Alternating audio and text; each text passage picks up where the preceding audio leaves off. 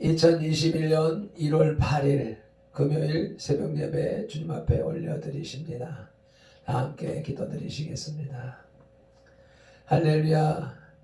감사 찬양 영광과 존귀 높임을 받으시기에 합당하신 우리 아버지 하나님, 은혜와 사랑에 감사를 드립니다. 오늘도 새로운 한 날을 시작할 수 있게 하시고 주님의 호흡을 불어넣어 주셔서 생명으로 살아있는 혼으로 거듭날 수 있게 하시오매 감사를 드립니다. 오늘도 주님이 주신 생명, 주님이 주신 건강, 주님이 주신 사명을 잘 감당하는 하루가 될 수 있도록 도와주시옵소서. 위하여서 말씀으로 성령의 능력으로 채워주시옵소서. 예배의 시작과 하루 일과의 시종을 주님 앞에 의탁하오며 우리 주 예수 그리스도 이름으로 기도드리옵나이다. 아멘. 사도신경 신앙 고백 드리겠습니다.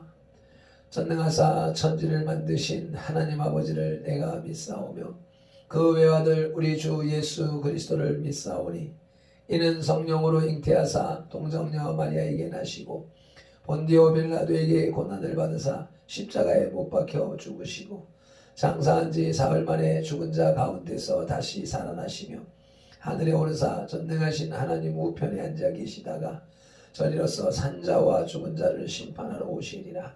성령을 믿사오며 거룩한 공예와 성도가 서로 교통하는 것과 죄를 사하여 주시는 것과 몸이 다시 사는 것과 영원히 사는 것을 믿사옵나이다. 아멘. 오늘의 찬송 364장 내 기도하는 그 시간, 그때가 가장 즐겁다. 신령의 고백기를 소망합니다. 내 기도하는 그 시간, 그때가 가장 즐겁다. 이 세상 근심 걱정에 얽매인 나를 부르사 내 진정 좋은 주 앞에 난 낙심으로 아뢰는 땅에 슬플 때 나 외로워하니 하시니 기도하는 그 시간 내게는 가장 귀하다. 저 광야 같은 세상을 끝없이 방황하든지 맹태한 길로 나갈 때 주께서 나를 이끌고 그로자 앞에 나아가 은혜와 함께하시니 내 기도하는 그 시간, 그때가 가장 즐겁다. 내 거지은 은혜로 내 마음 졸고 아파도 산 마음으로 뉘우쳐 가슴 예몹시 아뢰는 주 나를 위해 복 주사 내 곁에 우억 주시니 내 기도하는 그 시간, 그때가 가장 즐겁다. 주 세상에서 일제게 저 요란한 비하여 빈들에서나 산에서 온 밤을 새고 지내사 주 예수 제리도록 큰 오늘 모여 주셨네.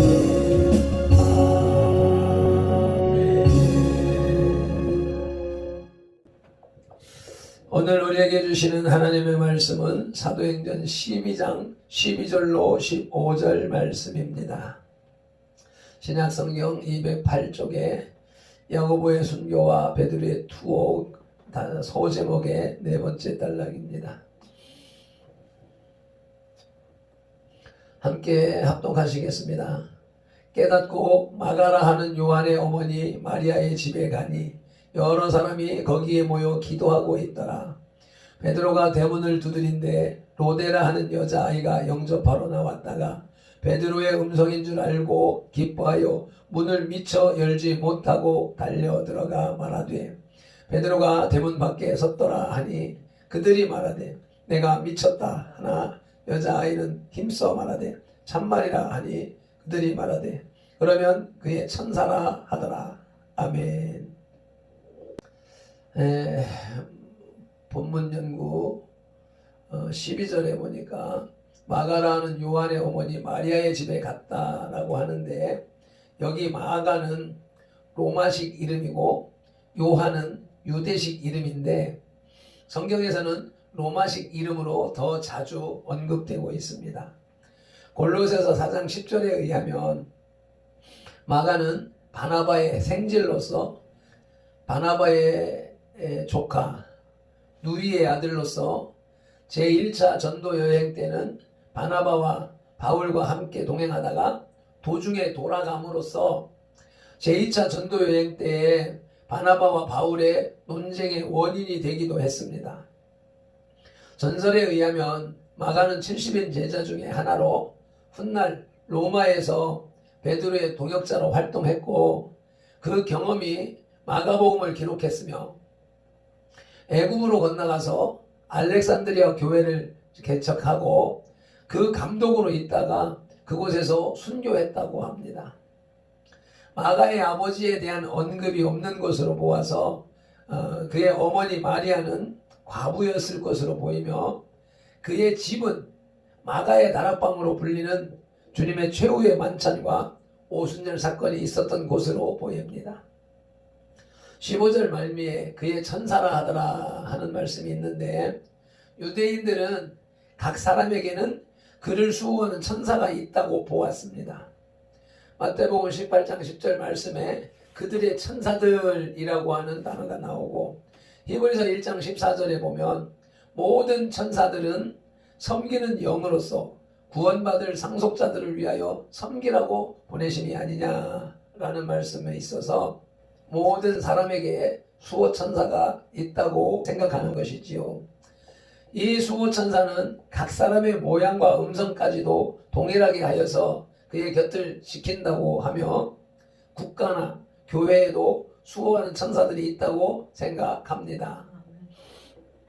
이 사상이 또 그대로 우리 예수 믿는 사람들에게는 되어져서 그렇게 믿고 있지요. 헤롯의 박해와 베드로의 구속을 지어라마 비전하시겠습니다. 예루살렘 교회는 다시 강력한 박해에 부딪히게 되었습니다. 지난번 박해 때에는 유대의 교권주의자들에 의한 종교적 박해였지만 이번 박해는 헤롯 왕에 의한 정치적인 박해입니다. 이 박해에서 사도인 야고보가 순교를 당하고 오늘 12장 1절로 2절 말씀이지요. 베드로가 투옥됐습니다. 3절로 4절 말씀이었었고요. 예수님께서 가장 사랑하던 세 제자 중에 이 두 사람의 박해에 희생이 되는 것은 예루살렘 교회의 존재가 좌우되는 위기였습니다. 그러나 지난번 유대 교권주의자들이 박해했을 때와 같이 예수 그리스도는 이번 야고보의 순교를 허락하셨지만 베드로를 옥중에서 구출해내는데 다시 천사를 동원하셔서 지원하셨습니다. 한편 예루살렘 교회는 이 박해를 극복하기 위해서 전심으로 기도로 투쟁했습니다.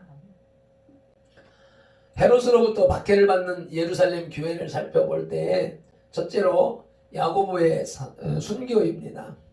2절에 요한의 형제 야고보를 칼로 죽이니라고 말씀하시는데 마태복음 4장 21절에는 두 형제 곧 세베대의 아들 야고보와 그의 형제 요한이 그의 아버지 세베대와 함께 배에서 금을 깁는 것을 보시고 부르시니 예수님께서 부르시는 장면이 나오는데 이 두 형제를 부르십니다. 사도 야고보는 사도 요한의 형으로서 세베대의 아들입니다. 그들의 어머니 살로메는 예수님의 이모였으므로 그들은 예수님과 이종 사촌간이었습니다.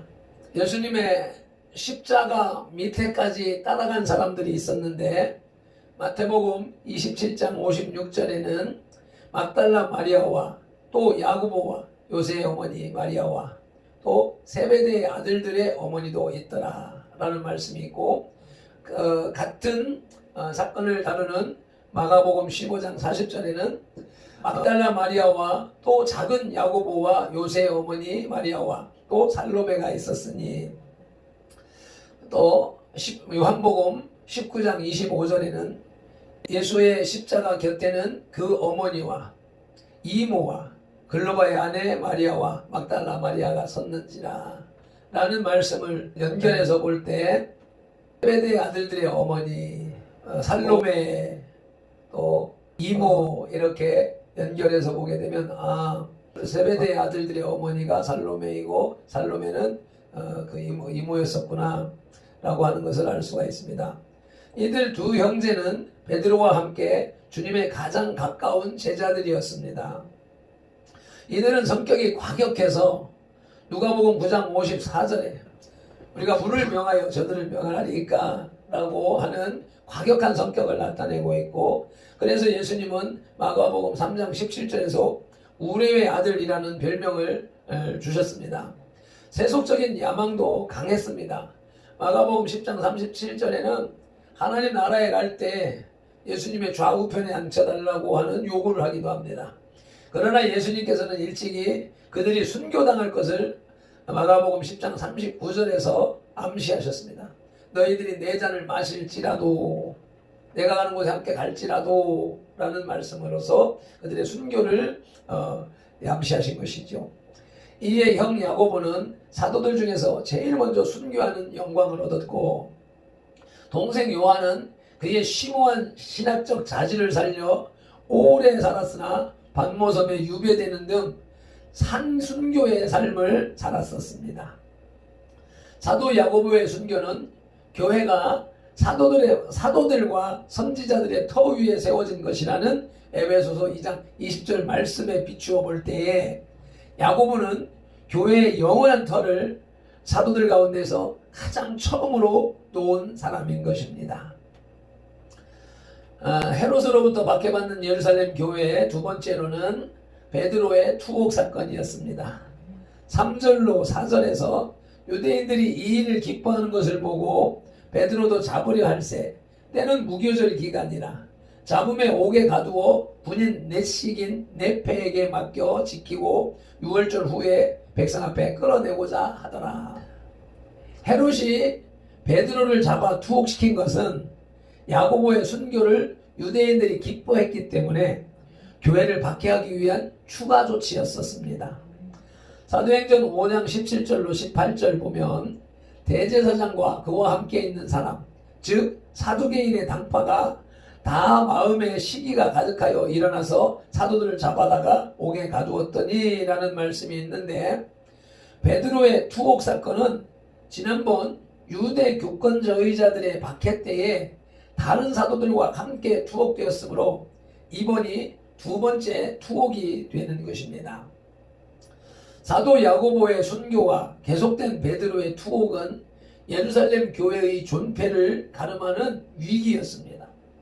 왜냐하면 베드로와 야고보는 예루살렘 교회에서 대표적인 인물들이었기 때문입니다.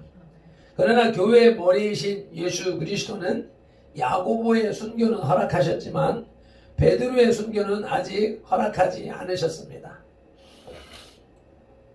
왜냐하면 그에게는 아직 할 일이 남아 있었기 때문입니다. 물론 야고보도 할 일이 없어서 순교를 허락하신 것은 아니지만 베드로의 경우는 하나님의 절대 주권 섭리에 의한 할 일이 남아 있었던 것입니다. 특별히 그의 경우는 예수님의 수제자로서 교회를 더 지탱시켜 주어야 했습니다. 사명자는 사명이 끝나지 않으면 절대로 죽지 않습니다. 헤롯의 박해와 베드로의 구속 사건 중에서 두 번째로 묵상할 것은 박해의 기도로 싸우는 예루살렘 교회입니다. 12절에 깨닫고 말하라 하는 요한의 어머니 마리아의 집에 가니 여러 사람이 거기에 모여 기도하고 있더라. 5절에서 예루살렘 교회는 베드로가 옥에 갇히자 간절히 기도하기 시작했습니다. 그 기도가 지금 베드로가 추록하여서 그 교회에 도달하기까지 쉬지 않고 끊이지 않고 기도가 계속된 것입니다. 교회가 박해를 받을 때에 할 수 있는 일은 오직 기도밖에 없습니다. 교회의 박해는 하나님의 일에 관한 것이므로 마땅히 하나님께 호소해야 하는 것입니다. 그러나 여기에는 매우 중요한 신앙적 자세가 전제되어야 합니다. 그것은 기도의 위력, 즉 기도에 대한 하나님의 응답을 확신하는 믿음이 필요한 것입니다. 예루살렘 교회는 기도의 위력을 확신하는 믿음이 있었습니다. 그리고 그들의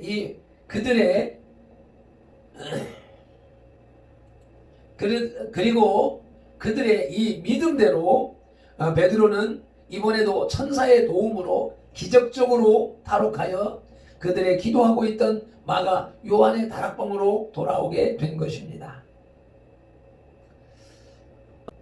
헤롯의 박해와 베드로의 구속 사건에서 세 번째로 묵상할 것은 베드로의 탈옥과 교회의 놀람입니다. 베드로의 탈옥은 기적적인 사건이었습니다. 6절로 11절을 함께 다시 읽으시겠습니다.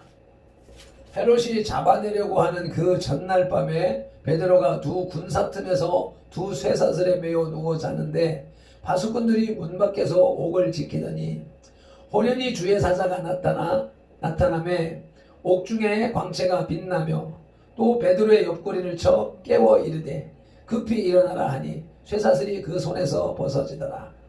천사가 이르되 띠를 띠고 신을 신으라 하거늘 베드로가 그대로 하니 천사가 또 이르되 겉옷을 입고 따라오라 한대 베드로가 나와서 따라갈새 천사가 하는 것이 생신인 줄 알지 못하고 환상을 보는가 하니라.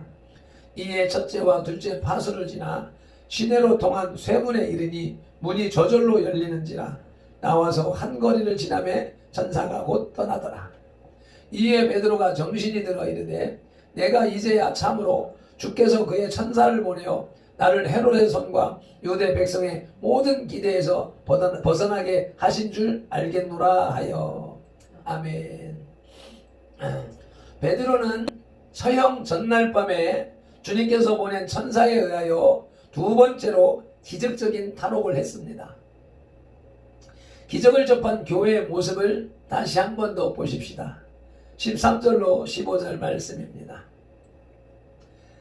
베드로가 대문을 두드린데 로데라 하는 여자아이가 영접하러 나왔다가 베드로의 음성인 줄 알고 기뻐하여 문을 미처 열지 못하고 달려 들어가 말하되 베드로가 대문 밖에 섰더라 하니 그들이 말하되 내가 미쳤다 하나 여자아이는 힘써 말하되 참말이라 하니 그들이 말하되 그러면 그의 천사라 하더라. 아멘. 베드로의 구출은 교회를 보호하기 위한 그리스도의 적극적인 지원이었습니다. 기적은 하나님의 사역이 위기에 처했을 때 그리고 하나님의 영광을 드러낼 필요가 있을 때 하나님께서 역사 안에 개입하시는 초자연적인 방법인 것입니다. 말씀을 맺겠습니다. 베드로가 예루살렘 성안 도로에 이르게 되었을 때 천사는 곧 사라져 버렸습니다. 그때서야 비로소 베드로는 그 일이 현실인 줄을 알고 요한의 어머니 마리아의 집으로 찾아갔습니다. 그곳은 성령 강림의 역사가 일어났던 마가의 다락방이요 최초의 교회였습니다. 베드로가 옥에 갇혀 있을 때 온 교회는 그의 구원을 위해 기도했지만 막상 그가 나오자 그들은 그것을 믿지 못했습니다. 기도하면서 그 응답은 기대하지 않았다는 것인데 이런 종류의 기도가 지금도 지배적인 것은 부인하지 못할 것입니다. 기도드리시겠습니다. 은혜와 사랑이 풍성하신 아버지 하나님, 오늘도 귀한 말씀으로 우리에게 깨우침을 주시오매 감사를 드립니다. 지도자들을 잃고 교회 폐쇄의 위기에 빠진 교회가 할 수 있는 일이란 간절히 기도하는 일밖에 없다는 것이 과거의 초대교회나 현대교회가 같음을 깨닫게 하시오니 감사, 찬양, 영광 올려드립니다. 초대교회의 간절한 기도에 응답하시어서 베드로 사도가 기적적인 방법으로 교회에 돌아왔는데도 믿지 못하고 미쳤다 하는 것이 현재 우리 모습과 꼭 닮았음을 봅니다. 우리가 간절히 기도하면서 그 응답을 기대하지 않음을 불쌍히 여겨 주시옵소서. 또 주님의 뜻과 방법이 아닌 내 생각과 내 방법만을 고집함을 긍휼히 여겨 주시옵소서. 대한민국과 한국교회의 회복을 위해 간절히 중보 회개 기도하는 선돌이 되게 하옵소서. 내 소원 성취가 목적이 아니라 주님의 소원을 이루어드리는 2021년이 되게 하옵소서. 베드로 사도를 교회에 돌려보내주신 예수 그리스도 이름으로 기도드리옵나이다. 아멘. 다시 한번 찬송 힘차게 올려드리시고 기도하는 시간 갖도록 하시겠습니다.